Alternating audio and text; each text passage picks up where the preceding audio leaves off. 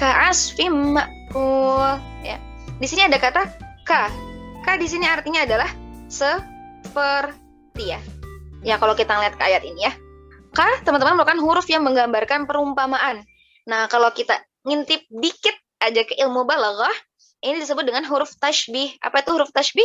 Huruf yang menggambarkan persamaan atau perumpamaan.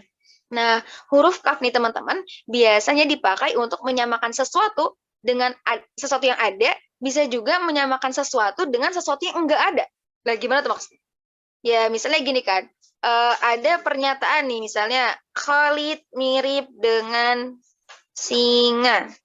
Khalid mirip dengan singa, misalnya kayak gitu. Nah, Khalid mirip dengan singa. Kenapa? Apakah Khalid itu benar-benar mirip dengan singa? Apakah Khalid itu lantas berubah menjadi singa? Itu kan bukan gitu kan. Nah, tapi Khalid itu disamakan dengan singa itu karena Khalid itu sangat berani. Ya, dia disamakan dengan singa karena singa itu pemberani, seperti karena sampai dia dijuluki dengan raja hutan ya. Saking beraninya singa dari seluruh hewan yang ada di hutan. Nah, ini kan huruf K. Ya. Apakah Khalid itu menjadi singa? Tidak. Apakah Khalid itu seperti singa secara bentuknya? Tidak. Tetapi dia mirip dengan singa dari segi berani. Nah, ayat ini juga mengatakan hal tersebut. Faja'alahum, menjadikan mereka apa? K. Seperti apa sih? Ya, tapi kenapa harus diperumpamakan atau diserupakan ya? Gini, huruf kaf ini tuh teman-teman mau bilang kayak they look like gitu, just look like gitu. Jadi bukan benar-benar hal itu, hanya seperti. Oke, mereka disepertikan dengan apa? Ka asfim. Next slide, Bel. Asf ya. Ka asfim makul. Asf itu artinya adalah daun-daun. Nah, kalau misalnya kita back ke bahasa Arab, lagi-lagi bahasa Arab itu penuh dengan makna yang beragam, tapi di sini kita mau nyampein ya teman-teman bahwasanya asf itu dari semua makna yang banyak itu intinya adalah menggambarkan daun-daun atau jerami gitu ya, yang ditinggalkan begitu aja, sesuatu yang dibuang sudah tercabik-cabik dan tidak berguna lagi. Ya tadi ya ada gambar sapi, dia lagi makan jerami lah intinya gitu. Nah, jadi dia memakan ya sesuatu yang asf ya. Apa itu asf? Sesuatu yang udah dimakan, ditinggalkan begitu aja, dan dibuang. Udah tercabik-cabik dan nggak berguna lagi. Nah, kenapa dia nggak berguna lagi? Nah, kata selanjutnya, ka'asfim makul. Makul artinya adalah yang telah dimakan. Jadi makul, ya lagi-lagi dalam bahasa Arab kita mencari nih kata akarnya. Jadi makul itu diambil dari kata akalah. Makul diambil dari kata akala. Ada yang tahu akala artinya apa?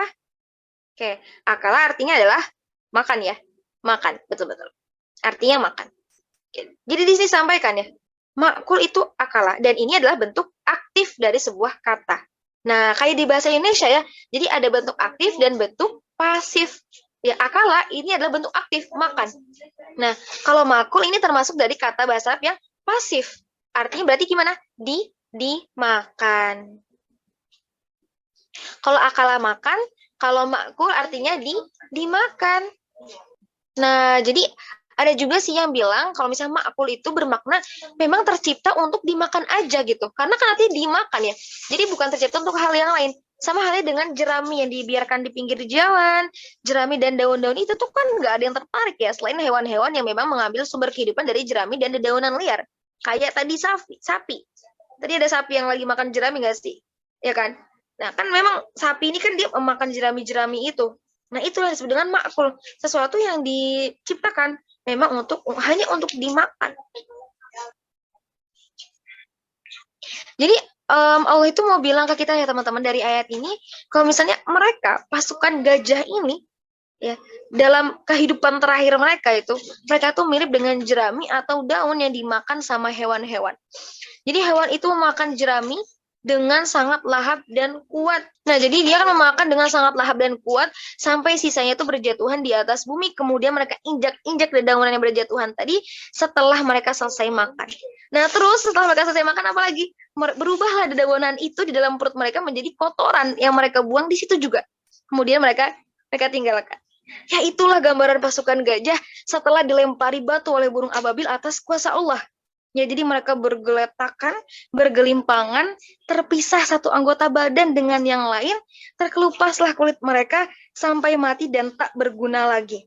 Menjadi mayat yang hina dan kotor, seperti kotoran ditinggalkan hewan tadi setelah ia makan. Jadi Allahu Akbar, ternyata sedalam itu maknanya teman-teman ya. Jadi Al-Quran menggambarkan kehinaan dan kekotoran mereka hanya dengan bahasa yang sangat halus. Seperti daun yang dimakan ulat. Ya, itulah luar biasanya Al-Quran. Ada adab, ada sopan dalam menyampaikan pesan mendalam di dalam